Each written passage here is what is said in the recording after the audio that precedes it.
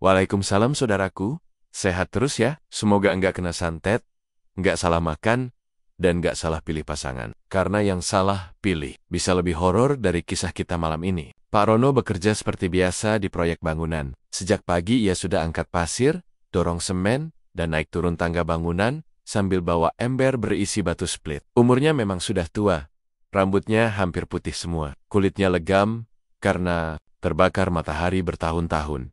Tapi langkahnya tetap tegap. Tubuhnya kurus, tapi kokoh. Tenaganya bahkan masih sanggup ngalahin anak muda baru masuk proyek. Orang-orang memanggilnya Mbah Rono, tapi ia tidak suka dipanggil Mbah. Katanya, belum waktunya, cukup Pak Rono saja. Hari itu suhu panas luar biasa.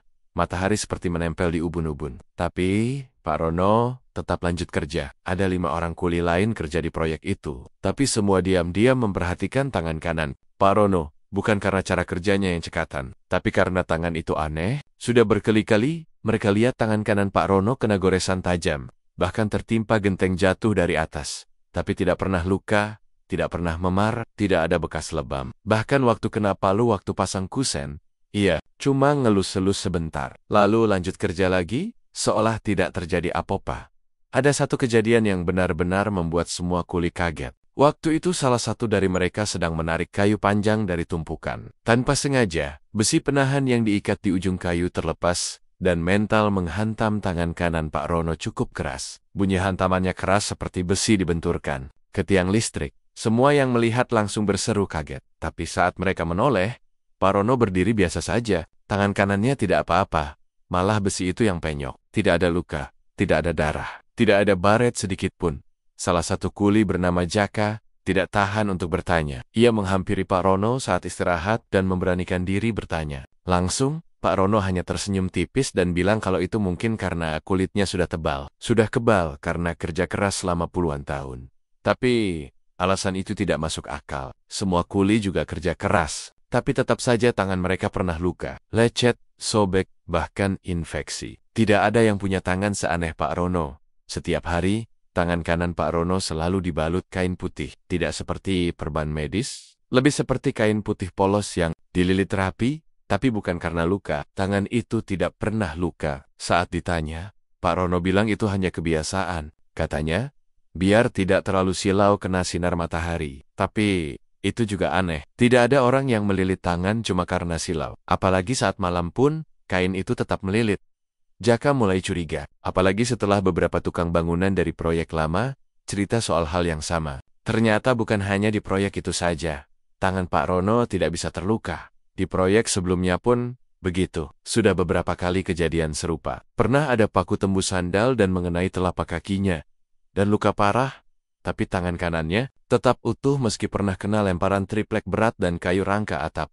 Kecurigaan makin menjadi waktu. Pak Rono sedang mengangkat ember berisi kerikil dari lantai 1 ke 2. Ember itu tersangkut dan jatuh ke bawah. Teman yang ada di bawah teriak panik. Tapi, Pak Rono malah nangkap ember itu dengan satu tangan.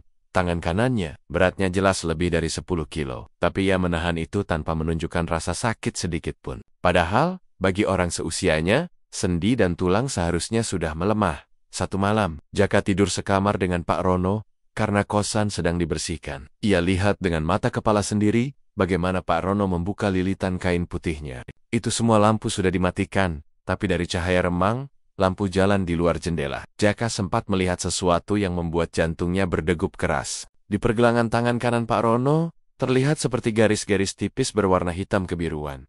Bukan tato, bukan tinta, tapi lebih seperti lempengan logam tipis yang menyatu di bawah kulit. Bentuknya melingkar. Ada pola aneh yang tidak dikenali. Jaka, ia langsung pura-pura tidur dan tidak berani membuka mata sampai pagi. Keesokan harinya, Jaka tidak berani bertanya. Tapi satu hal ia yakin, tangan kanan itu bukan tangan biasa. Dan mungkin bukan hanya kuat karena kerja keras, tapi karena menyimpan sesuatu di dalamnya. Sesuatu yang tidak boleh diketahui orang lain. Tapi kenapa harus disembunyikan? Dan kenapa hanya tangan kanan? Jaka tidak bisa tidur nyenyak malam itu. Gambar garis logam di bawah kulit tangan Pak Rono terus muncul di kepalanya. Apa itu semacam besi atau benda lain? Kenapa bisa menyatu dengan tubuh? Tidak ada jawaban. Tapi rasa penasaran tumbuh makin besar. Apalagi pagi itu Pak Rono bekerja seperti biasa, seolah tidak pernah membuka apapun semalam. Senyumnya biasa, gaya bicaranya masih sama, tapi Jaka yakin betul. Yang ia lihat semalam bukan mimpi. Saat istirahat siang, para kuli ngumpul di bawah pohon mangga dekat proyek. Beberapa mengeluh tentang kerasnya kerja hari itu. Yang lain bercanda soal gaji dan tukang bangunan, yang katanya mirip aktor sinetron. Tapi pembicaraan berubah arah saat seseorang menyebut soal tangan Pak Rono yang ajaib. Aku pernah lihat dia kejatuhan kayu panjang, pas ngangkat dari truk. Loh, kata Sardi, tukang paling muda di situ. Kena langsung ke tangan, tapi dia cuma ngusap sebentar, terus jalan lagi kayak nggak kejadian apa-apa. Yang lain ikut menimpali. Iya, waktu pasang baja ringan kemarin juga tuh, tangannya kesayat, tapi nggak berdarah. Mana ada manusia kayak gitu? Pak Rono cuma duduk tenang. Ia tidak membantah, tidak menjelaskan, seolah sudah biasa jadi bahan omongan. Tapi Jaka memperhatikan dengan saksama. Pak Rono tampak seperti menahan sesuatu. Bukan marah, tapi seperti menyimpan beban besar yang tidak bisa dibagikan. Sore harinya, datang seseorang ke proyek. Tidak memakai rompi atau helm, pakaiannya rapi, celana bahan, dan kemeja hitam lengan panjang. Umurnya sekitar 50-an, wajahnya bersih, tapi ada sorot aneh di matanya. Ia mengaku sebagai pengamat spiritual, dan bilang sedang mencari orang yang punya kekuatan khusus. Semua mengira dia cuma orang aneh yang suka hal mistis. Tapi saat matanya bertemu dengan Pak Rono, ia langsung berhenti bicara. Diam sejenak, lalu mendekat. Ia mengangguk pelan, dan berkata lirih. Sudah lama saya cari Bapak, tangan kanan itu. Sudah waktunya dibuka lagi. Semua orang bengong.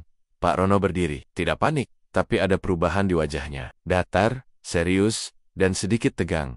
Pergi, mulai hal lama lagi. Orang itu tersenyum kecil. Saya tidak ingin merampas. Saya hanya ingin melihat. Saya bayar 20 juta. Saya cuma ingin tahu, raja itu masih ada atau tidak. Jaka yang melihat semua kejadian itu, langsung merasa bulu kuduknya berdiri. Kata raja yang disebut pria itu, membuat pikirannya kembali ke garis logam yang dilihat semalam. Apa benar itu semacam raja?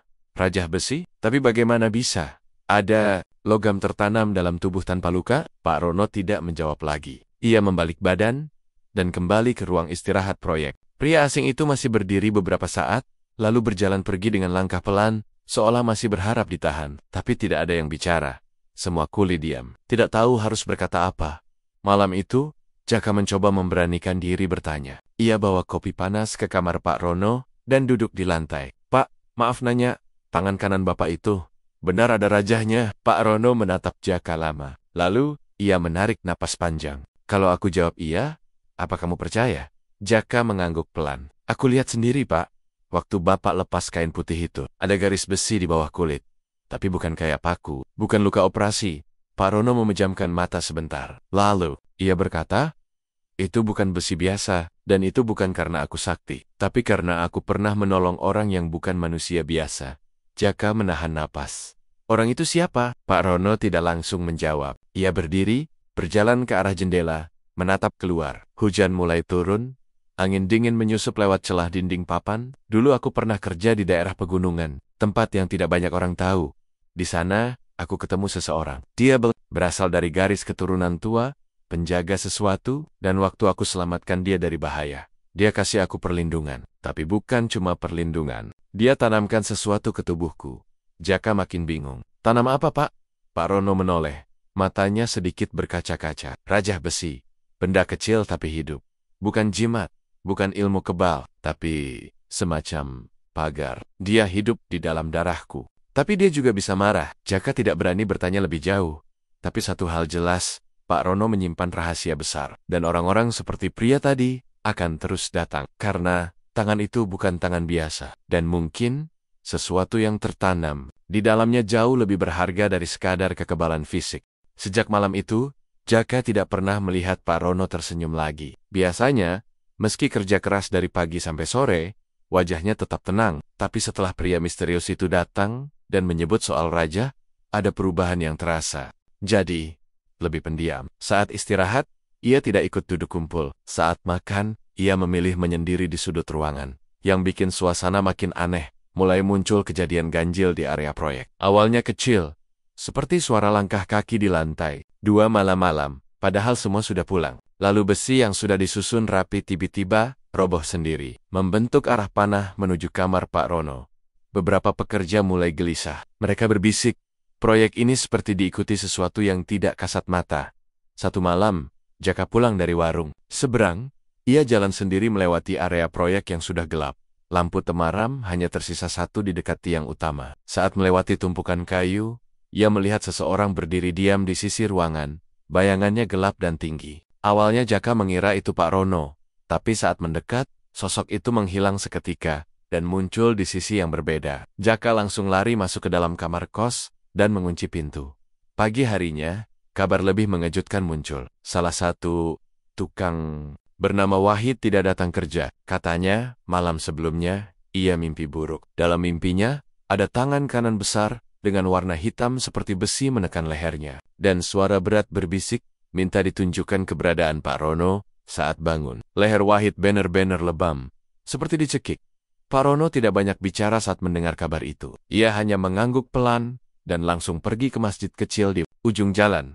Di sana, ia duduk lama, entah berdoa atau berbicara dalam hati. Tapi saat pulang, Jaka melihat sesuatu di matanya yang tidak pernah terlihat sebelumnya. Ketakutan. Bukan takut karena ancaman biasa, tapi seperti orang yang sedang dikejar masa lalu yang tidak bisa dihindari. Malamnya, Pak Rono meminta Jaka tidak tidur terlalu malam. Ia bilang, kalau mendengar suara aneh dari luar, jangan keluar kamar, jangan buka jendela, dan jangan lihat ke arah kamar belakang. Jaka menurut. Tapi tentu saja rasa penasaran lebih kuat. Sekitar pukul 2 dini hari, Jaka terbangun karena mendengar suara logam diseret. Suara itu datang dari arah kamar belakang yang memang jarang dipakai. Ia menempelkan telinga ke tembok. Ada suara langkah kaki berat. Lalu sesuatu yang seperti kuku menyeret dinding. Jaka menggigit bibir, menahan napas. Tapi saat suara itu mendekat, tiba-tiba hilang begitu saja. Sepi. Hanya suara hujan gerimis di luar yang tersisa. Pagi harinya, lantai belakang dipenuhi bekas jejak lumpur. Tapi bukan jejak kaki manusia. Ukurannya terlalu besar, seperti telapak tangan, tapi berujung runcing. Ada 4 garis panjang, mirip cakar logam. Satu dari pekerja bangunan hampir muntah melihatnya. Sejak itu, 2 orang tukang memilih berhenti kerja. Mereka bilang proyek ini sudah tidak wajar. Jaka akhirnya memaksa Pak Rono untuk bicara. Ia ingin tahu semuanya. Ia tidak tahan terus berada dalam ketakutan. Ia bilang kalau ini semua mungkin bukan hanya tentang tangan kuat. Pak Rono menatap Jaka lama, lalu mengajak duduk di depan kamar. Dari kantong bajunya, ia mengeluarkan sobekan kertas kuning lusuh. Di dalamnya ada simbol melingkar dengan garis-garis, seperti akar pohon. Di tengahnya ada gambar besi kecil berbentuk paku bengkok. Tapi yang bikin merinding, kertas itu berbau tanah basah dan darah. Pak Rono bilang kertas itu dikirim lewat celah pintu tadi pagi. Tidak ada yang melihat siapa yang menaruhnya. Itu peringatan, kata Pak Rono pelan. Raja ini sudah menarik perhatian orang yang tidak seharusnya tahu. Dulu, waktu aku masih muda, aku pernah langgar aturan. Aku pernah pakai tangan ini buat hal yang tidak seharusnya. Dan sekarang, mereka datang. Siapa yang datang, Pak? Tanya Jaka, pelan. Penagih, jawab Pak Rono. Mereka tidak datang buat negosiasi. Mereka datang untuk ambil kembali, karena yang ada di tanganku bukan milikku sepenuhnya. Jacob tidak paham sepenuhnya, tapi ia tahu satu hal. Ancaman itu nyata. Dan apapun yang tertanam di dalam tangan kanan Pak Rono, kini mulai memanggil hal-hal dari masa lalu yang tidak bisa dilawan dengan kekuatan biasa. Waktu kecil, Pak Rono bukan siapa-siapa. Ia bukan anak orang terpandang. Bukan pula anak tukang. Ia dibesarkan di desa kecil di lereng gunung yang jarang disebut di peta. Nama desanya Karang Hulung. Lokasinya terpencil. Jalannya masih tanah merah, dan listrik baru masuk setelah puluhan tahun. Di sanalah semua awalnya terjadi. Pak Rono tidak tahu siapa orang tuanya. Ia ditemukan dalam kondisi lemas di tepi sungai oleh seorang nenek pemetik daun kopi. Usianya saat itu belum sampai 5 tahun. Tubuhnya penuh luka tapi yang aneh, tangan kanannya justru utuh. Tidak ada bekas goresan sedikit pun, meski seluruh tubuhnya lebam. Ia tidak bisa bicara selama seminggu pertama. Hanya menatap langit, diam, dan sesekali menangis pelan. Nenek itu mengasuhnya, memberi makan, merawat lukanya, dan menamainya Rono. Kata nenek itu, artinya cahaya pagi. Rono tumbuh di bawah asuhan orang-orang kampung yang hidup seadanya. Ia terbiasa menimba air dari sumur tua, mencari kayu bakar ke hutan, dan makan singkong kukus setiap malam. Tapi sejak kecil, ia tahu dirinya tidak sama dengan anak-anak lain. Ada kejadian yang ia ingat betul. Waktu itu umurnya sekitar 10 tahun. Ia bermain di pinggiran hutan dan menemukan seekor ular besar yang sedang terjepit batang pohon tumbang. Ular itu tidak bisa bergerak. Rono, yang saat itu belum mengerti apa-apa, mencoba menolong. Ia menarik ranting, memecahkan batang, hingga ular itu bisa bergerak lagi. Tapi saat ular itu bangkit, bukan suara desis yang terdengar, melainkan suara berat, seperti suara manusia yang tua dan dalam. "Kenapa kau tolong aku?" Begitu suara itu berkata, Rono ketakutan, tapi tidak bisa bergerak. Ular itu menatap dengan mata kuning bercahaya, lalu perlahan berubah bentuk. Badannya memendek, kulitnya berubah, hingga menjadi sosok kakek tua berjubah coklat lusuh, dengan sorot mata yang tidak seperti manusia biasa. Kakek itu berkata, "Kau telah menolongku, maka aku beri kau penjaga." Sebelum Rono bisa bertanya apa maksudnya, kakek itu menyentuh tangan kanannya. Rono merasa panas seperti dibakar. Tidak ada luka, hanya rasa perih yang menjalar ke tulang dan membuatnya pingsan. Ia bangun 2 hari kemudian di rumah nenek. Tidak ada luka, tidak ada bekas bakar, tapi sejak hari itu, tangan kanannya berubah. Ia tidak bisa merasa sakit di tangan itu. Waktu ia iseng memukul kayu, tidak terasa. Saat digigit anjing tetangga, tidak ada darah. Ia bingung, tapi tidak pernah berani cerita. Tahun berganti, Rono tumbuh jadi remaja tangguh. Ia mulai bekerja ikut proyek bangunan di luar desa. Tapi dimanapun ia pergi, kejadian aneh selalu mengikutinya. Beberapa orang yang mencoba menyakitinya secara sengaja, selalu mengalami nasib buruk. Ada yang tangannya patah sendiri saat mau memukul. Ada yang mulutnya kaku seperti terkunci. Dan semua itu terjadi setelah mereka menyentuh tangan kanan Rono. Ia mulai sadar, ada sesuatu yang tertanam di dalam dirinya. Sesuatu yang tidak terlihat, tapi hidup. Ia pernah mencoba membakar tangannya sendiri di atas api unggun kecil, tapi hasilnya nihil. Bahkan kulitnya tidak melepuh. Sejak saat itu, ia selalu membungkus tangan kanannya dengan kain putih. Bukan untuk sembunyi, tapi semacam janji pada dirinya sendiri, bahwa tangan itu tidak boleh digunakan sembarangan. Tapi janji itu pernah ia langgar. Suatu malam saat pulang dari proyek, ia melihat sekelompok pemuda mabuk mengeroyok seorang wanita tua. Rono tidak tahan. Ia berlari dan menghajar mereka. Salah satu dari pemuda itu dipukul dengan tangan kanannya, tepat di rahang. Tulangnya retak. Pemuda itu pingsan seminggu. Dan sejak malam itu, Rono selalu bermimpi buruk. Dalam mimpinya, kakek berjubah coklat muncul kembali. Kali ini tidak tersenyum. Wajahnya murka. Ia berkata, "Penjaga tidak dibuat untuk menyakiti. Kau langgar ikatan itu. Maka bersiaplah." Sejak itu, Rono tahu waktunya sudah dekat. Ia tidak bisa lagi berpura-pura bahwa tangan kanannya hanya sekadar kuat. Benda yang tertanam di sana bukan alat. Ia seperti makhluk. Dan makhluk itu sedang menunggu saatnya kembali, atau mengambil sesuatu darinya sebagai gantinya. 3 hari setelah Pak Rono cerita soal masa lalunya di Karangwulung, suasana proyek mulai berubah drastis. Beberapa tukang bangunan pindah kerja, katanya. Mereka nggak mau kerja di tempat yang bau angker. Salah satunya bahkan ngaku lihat bayangan besar berdiri di atap lantai 2 waktu malam. Tapi waktu di senter, bayangan itu hilang seketika dan hanya meninggalkan jejak aneh di semen basah. Jaka tetap tinggal, bukan karena berani, tapi rasa penasaran sudah kelewat batas. Ia ingin tahu semua hal yang selama ini ditutupi Pak Rono. Dan malam itu, semuanya mulai banner-banner terbuka. Sekitar jam 12 malam, Jaka baru balik ke kos dari warung depan. Ia bawa kopi dan mie rebus. Tapi saat sampai halaman proyek, ia merasa ada yang aneh. Lampu di lantai 2 menyala, padahal tidak ada orang kerja malam. Pintu gudang setengah terbuka, dan dari dalam terdengar suara seperti rantai diseret. Jaka berdiri kaku di dekat gerbang. Ia ingin lari, tapi kakinya berat. Entah kenapa, langkahnya justru membawanya masuk ke dalam. Semakin dekat ke arah gudang, suara rantai makin jelas. Tapi, bukan suara rantai biasa. Suaranya berat, seperti ditarik dari dasar sumur tua. Ada dengungan kecil yang menyertainya, seperti dengungan lebah, tapi dalam dan menyeramkan.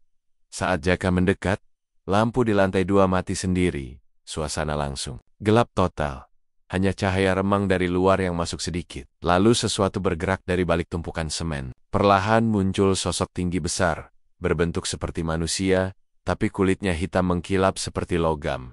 Matanya merah, mulutnya terbuka tapi tidak bicara. Di tangannya, menggantung rantai besi panjang, ujungnya seperti paku besar berkarat. Jaka hampir teriak, tapi mulutnya seperti terkunci. Sosok itu melangkah pelan ke arahnya. Setiap langkahnya meninggalkan bekas terbakar di lantai. Tapi sebelum ia sampai ke Jaka, seseorang datang dari arah belakang. Pak Rono, dia berdiri antara Jaka dan makhluk itu. Tidak pakai helm, tidak pakai baju proyek, hanya mengenakan sarung dan kaos lusuh. Tapi yang paling mencolok adalah tangan kanannya.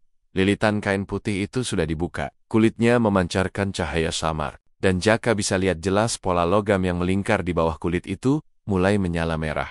Makhluk itu berhenti, tidak menyerang, tapi mengangkat rantainya tinggi. Udara mendadak dingin. Semua terasa lambat. Jaka nyaris pingsan tapi suara Pak Rono menghentikannya. Pergi. Ini belum waktumu. Ucapnya pelan, tapi tegas. Makhluk itu menggeram pelan, lalu melemparkan rantainya ke tanah. Tanah langsung terbelah sedikit, seperti terbakar. Tapi ia tidak menyerang. Ia mundur perlahan, lalu menghilang ke dalam bayangan, seolah larut ke balik dinding. Jaka jatuh terduduk, napasnya memburu, keringatnya dingin, tangannya gemetar. Sementara Pak Rono hanya berdiri diam, menatap tanah bekas hantaman rantai itu. Dia yang pertama, kata Pak Rono lirih. Dia penagih, penjuru barat. Tugasnya hanya memastikan bahwa aku masih punya raja ini. Jaka tidak mengerti. Apa maksudnya? Yang pertama? Pak Rono menunduk.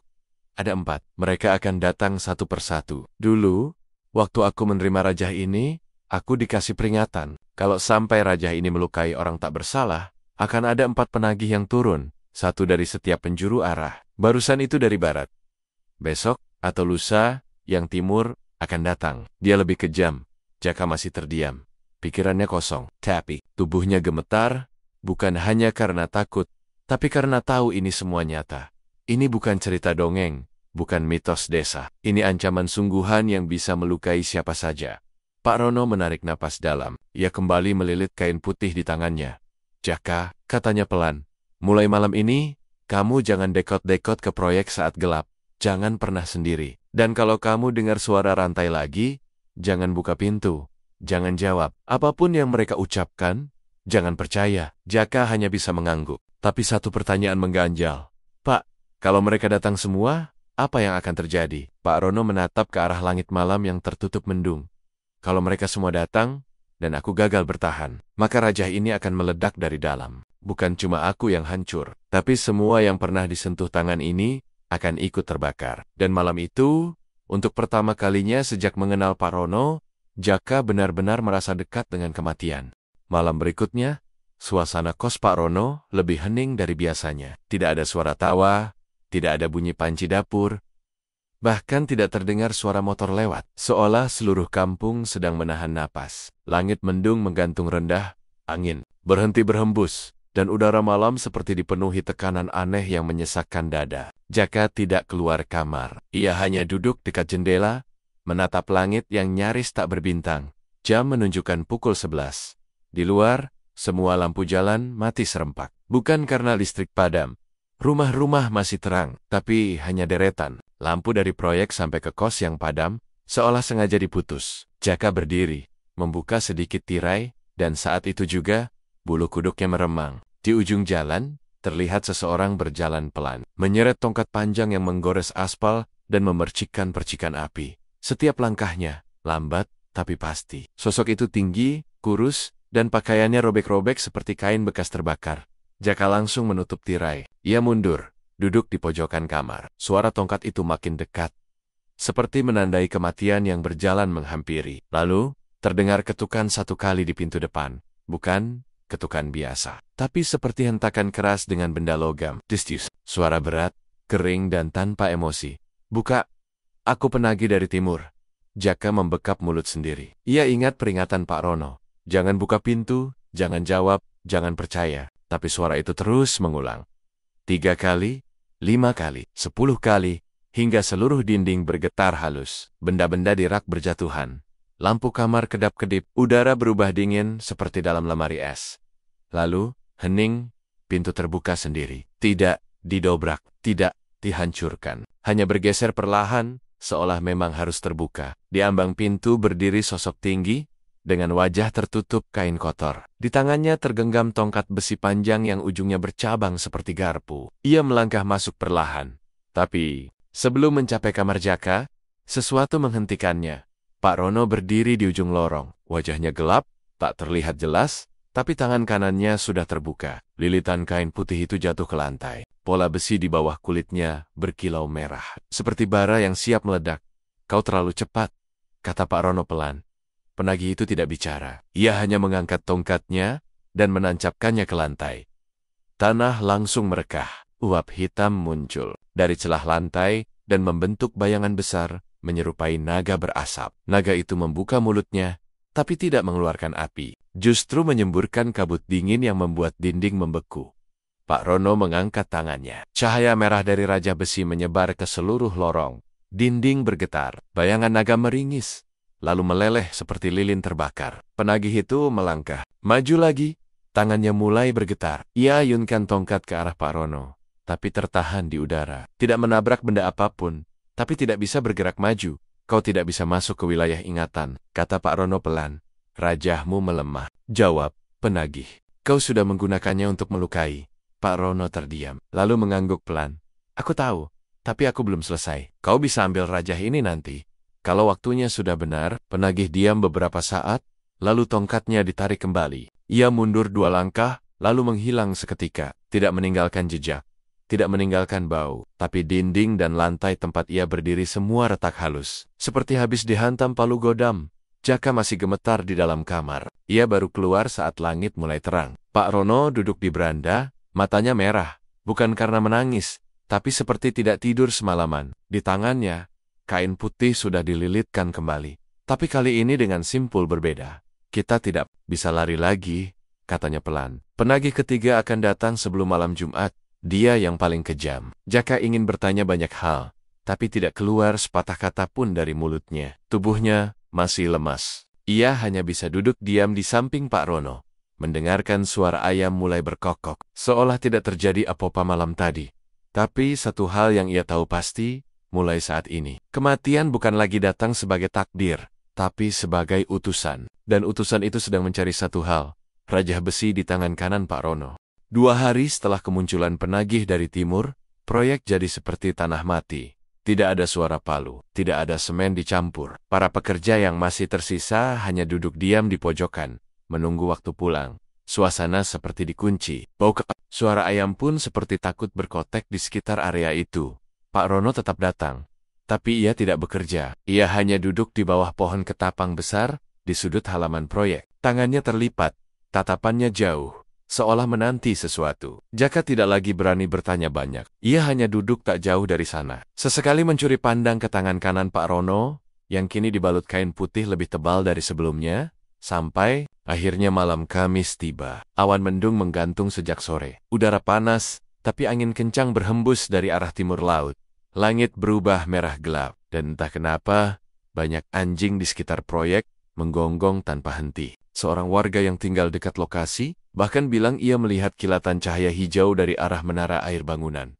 Malam itu, Jaka memutuskan berjaga di ruang tengah. Ia bawa termos kopi dan pisau dapur, walau tahu itu percuma. Sekitar jam 12, suhu mendadak turun drastis. Uap keluar dari mulut setiap kali ia bernapas. Lalu suara langkah terdengar, tapi bukan di tanah, tapi di dinding. Jaka memitong. Dari balik celah ventilasi mengkuil kepila, bukan kepala manusia. Kepala itu kecil, hitam mengilap, matanya 4, 2 di depan, 2 di samping. Lidahnya menjulur, panjang, menjilat-jilat udara seperti mencium aroma. Lalu satu suara berat terdengar dari atas langit-langit.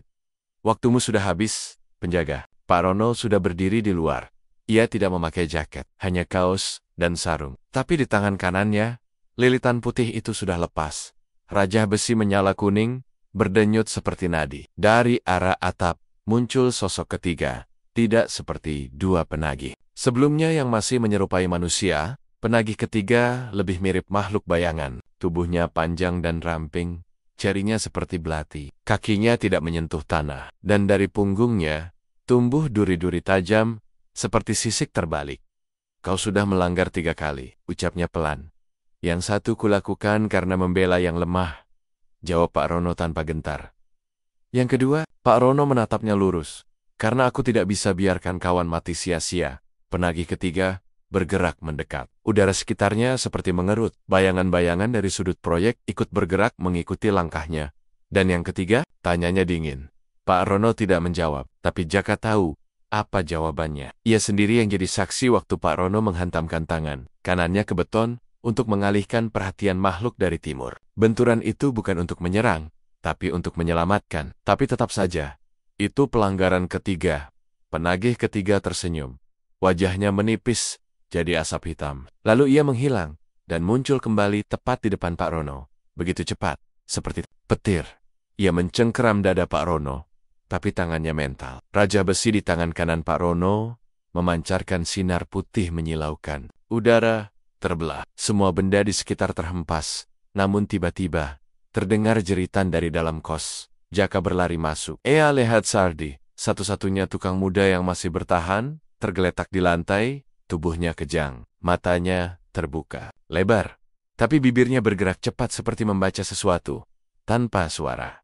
Lalu dari punggung Sardi, keluar asap hitam tipis, melayang ke lenggit-lenggit, lalu melesat keluar. Pak Rono masuk tak lama setelahnya, memeluk tubuh Sardi yang kini lemas. Bert, ia hidup, tapi tidak sadar, seperti jiwanya dicabut sebentar, lalu dikembalikan tanpa utuh. Dia jadi korban? Tanya Jaka pelan.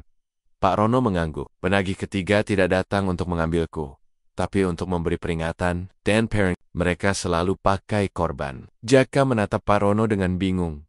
Kenapa mereka tidak langsung ambil rajah itu? Karena belum waktunya, jawab Pak Rono. Rajah ini terikat dengan masa, dan mereka hanya bisa ambil saat pintu terakhir terbuka. Itu sebabnya, penagih keempat belum datang, tapi kalau dia sudah muncul, semuanya akan berakhir. Berk, gimana? Pak Rono berdiri. Ia menatap langit malam yang kini mulai terang, karena fajar mendekat. Kalau penagih terakhir datang, aku harus memilih, menyerahkan raja, atau seluruh tempat ini akan jadi bayangan. Dan pagi itu, untuk pertama kalinya, Jaka melihat air mata jatuh dari mata seorang lelaki tua, yang selama ini ia anggap tak bisa dihancurkan siapapun. Hari itu tidak ada pekerjaan di proyek, semua pekerja yang tersisa diminta pulang lebih awal. Udara terasa berat, seolah langit menyimpan sesuatu. Jaka tetap tinggal, menemani Pak Rono duduk di beranda. Sardi belum sadar sejak kejadian malam. Sebelumnya, tubuhnya kaku, tapi jantungnya berdetak. Matanya terbuka, tapi tak fokus. Seperti orang yang jiwanya belum sepenuhnya kembali. Pak Rono tidak bicara banyak, tapi siang itu, untuk pertama kalinya, ia membuka lembaran hidupnya yang paling gelap. Aku bukan orang biasa, Jaka, katanya pelan. Bukan juga anak angkat dari nenek tua di Karangwulung, seperti yang dulu kukatakan. Itu semua cerita yang kususun, agar aku bisa diterima hidup di sini. Jaka diam. Ia tahu, ini bukan waktu untuk menyela. Sebenarnya aku lahir dari keluarga yang memelihara pusaka terlarang. Di desaku dulu, ada ajaran tua yang tidak pernah diajarkan terbuka. Leluhur kami menjaga satu benda yang tidak boleh disentuh manusia biasa. Benda itu disebut Tering Lengat. Sebentuk besi kecil berurat halus, bisa tumbuh, bisa membelah logika, dan bisa hidup dalam tubuh manusia. Jaka menahan napas. Taring. Langit itulah yang sekarang tertanam di tanganku. Tapi itu bukan pemberian. Itu warisan yang aku rebut. Pak Rono menatap jauh ke depan, ke arah langit mendung. Ayahku penjaga sebelumnya. Ia sudah tua, tangannya mulai rusak karena rajah itu. Mulai memberontak, tapi dia tidak pernah mau melepaskan. Karena menurutnya, hanya orang terpilih yang boleh menjaga pusaka itu. Aku, anaknya sendiri, dianggap tidak layak. Tapi waktu itu, aku marah. Aku sudah terlalu banyak melihat ayah menyembunyikan kekuatan itu. Dari dulu, padahal aku tahu, benda itu bisa menolong orang, menyembuhkan, bahkan menyelamatkan nyawa. Suaranya mulai bergetar, tapi ia tetap melanjutkan. Suatu malam, aku masuk ke ruang rahasia. Ruangan yang hanya boleh dibuka oleh penjaga. Aku pecahkan segel. Aku cabut rajah dari tubuh ayah, dan kutanam di tanganku sendiri. Kupikir aku bisa mengendalikannya.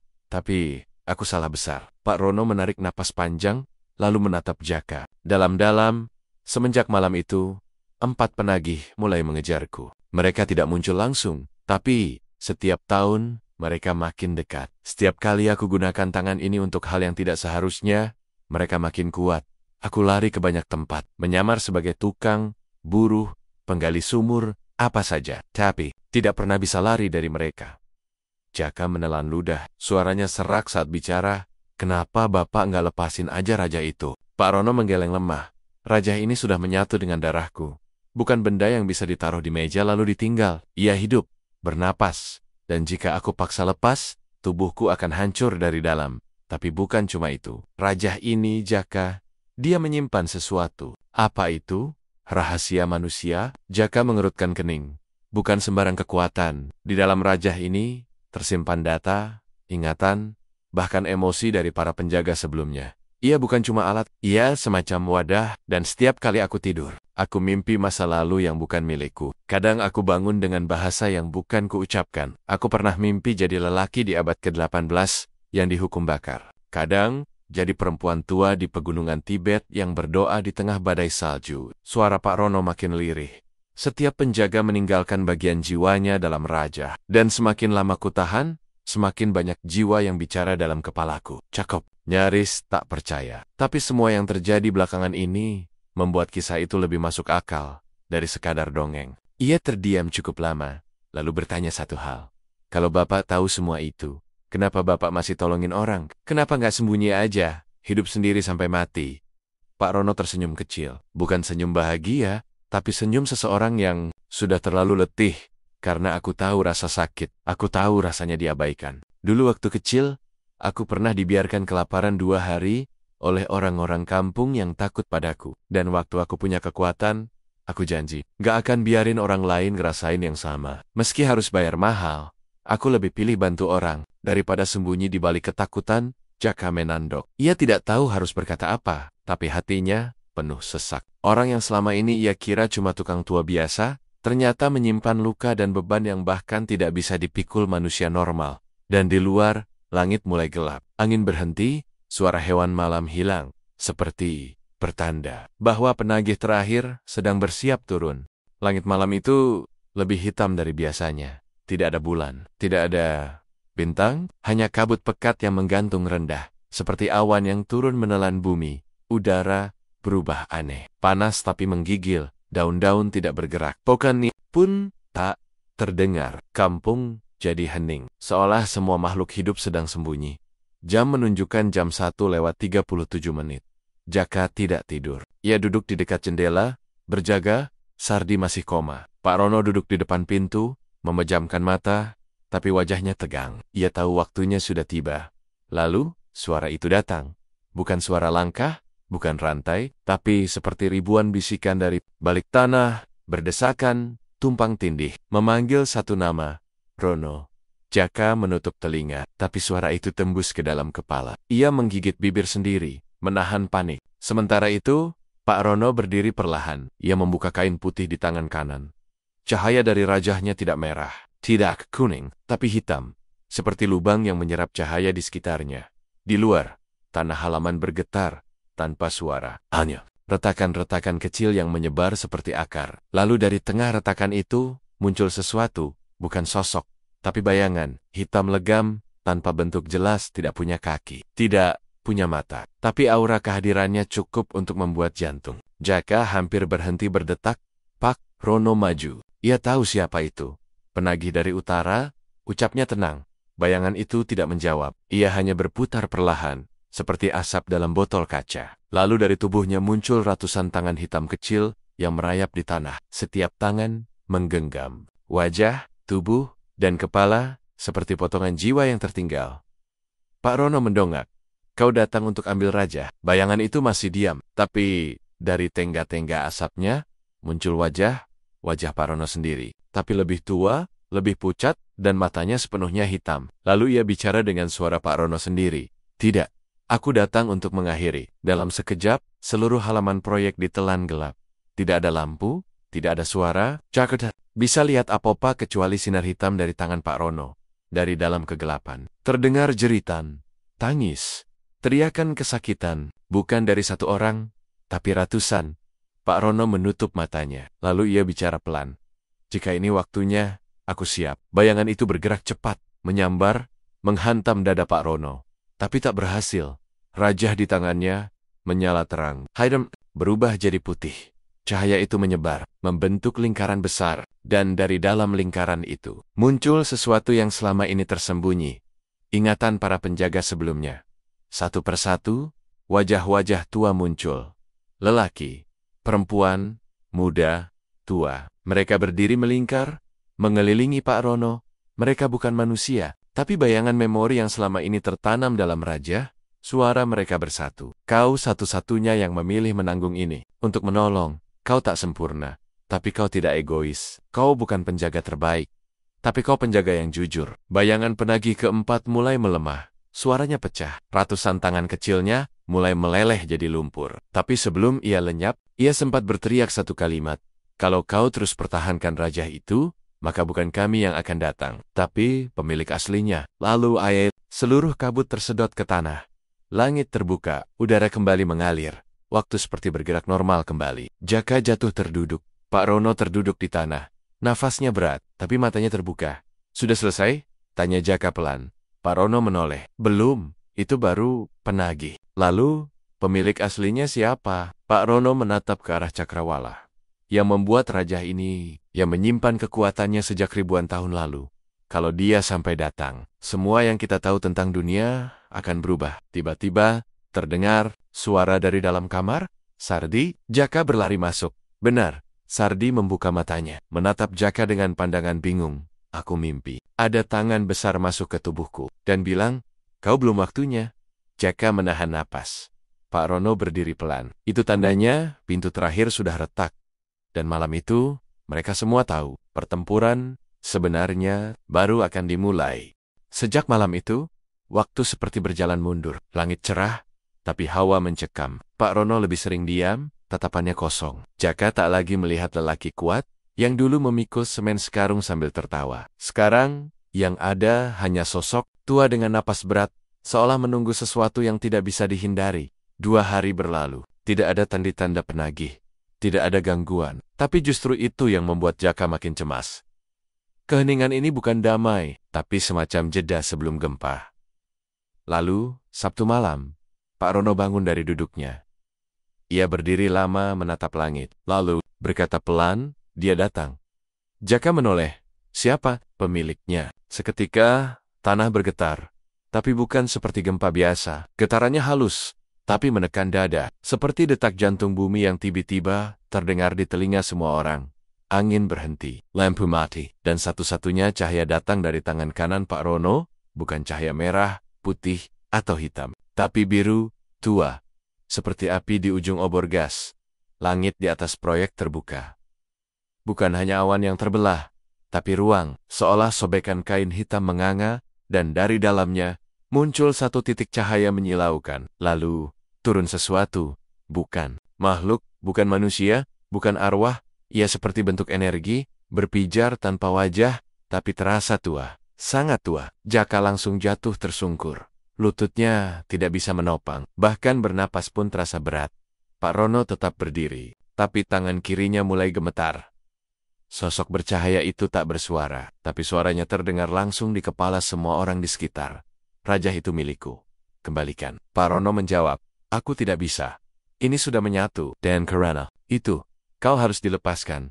Lalu udara terbakar tanpa api, tapi terasa panas, menyayat kulit. Cahaya biru dari raja makin kuat. Pak Rono mendekap tangannya.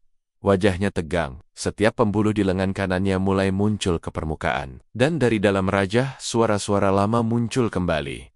Kau bukan satu-satunya penjaga. Kau tahu harga yang harus dibayar. Kau janji tidak akan gunakan ini untuk dirimu sendiri. Pak Rono berteriak. Tapi bukan karena sakit, melainkan karena ia melawan. Ia berusaha berdiri melawan kekuatan yang tidak bisa disentuh, tidak bisa dipukul, tidak bisa dilawan dengan tangan kosong. Jaka berteriak, Pak, berhenti! Biar saya bantu. Pak Rono menoleh. Jangan, kalau kamu dekat, kamu ikut terbakar.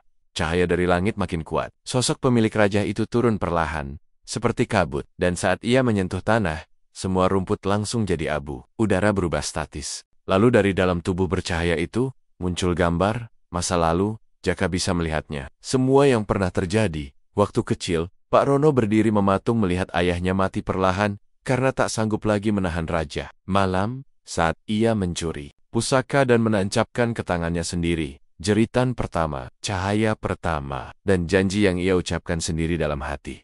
Aku akan gunakan ini untuk orang lain, bukan untukku. Tapi ternyata janji itu punya batas waktu. Sosok cahaya bicara lagi. Lebih dalam, kau telah melampaui waktumu. Setiap jam kau pertahankan, nyawa lain akan tersedot. 1 jiwa akan diambil sebagai ganti. Sudah ada 3. mau terus bertambah. Pak Rono terdiam. Ia menunduk, lalu berkata pelan, ambil saja. Tapi ambil aku, jangan yang lain. Cahaya itu mendekat. Udara mendesis. Tapi saat akan menyentuh tubuh Pak Rono, tiba-tiba Raja bereaksi. Cahaya biru berubah jadi ungu, lalu meledak dalam cahaya terang menyilaukan. Sosok cahaya terdorong mundur. Suara bergema, masih ada satu penjaga yang bisa menggantimu. Jaka terkejut. Siapa? Pak Rono menatapnya pelan. Kamulah orangnya. Jaka membeku, tidak bisa bicara. Tanganmu bersih, hatimu belum rusak. Dan kamu lihat semuanya dari awal, bukan karena ingin tahu, tapi karena peduli. Kahayadar, langit terdiam, lalu berputar pelan. Sialah si tujuh. Pak Rono melangkah mundur. Kamu harus pilih, Jaka. Kalau kamu mau terus hidup sebagai manusia biasa, kamu bisa pergi sekarang. Tapi kalau kamu tetap di sini, tangan kananku akan jadi milikmu. Jaka bingung, tapi saat ia menatap wajah Pak Rono, ia tahu, pria tua itu sudah sampai di ujung jalan. Jaka terbata. Kalau aku pilih jadi penjaga, aku harus tanggung semua ini. Pak Rono mengangguk, dan kamu tidak akan pernah luka. Tapi kamu juga tidak akan pernah bebas. Jaka menarik napas, lalu maju satu langkah. Aku siap. Dan malam itu, di bawah langit terbuka, di hadapan pemilik raja, warisan besi keramat itu berpindah.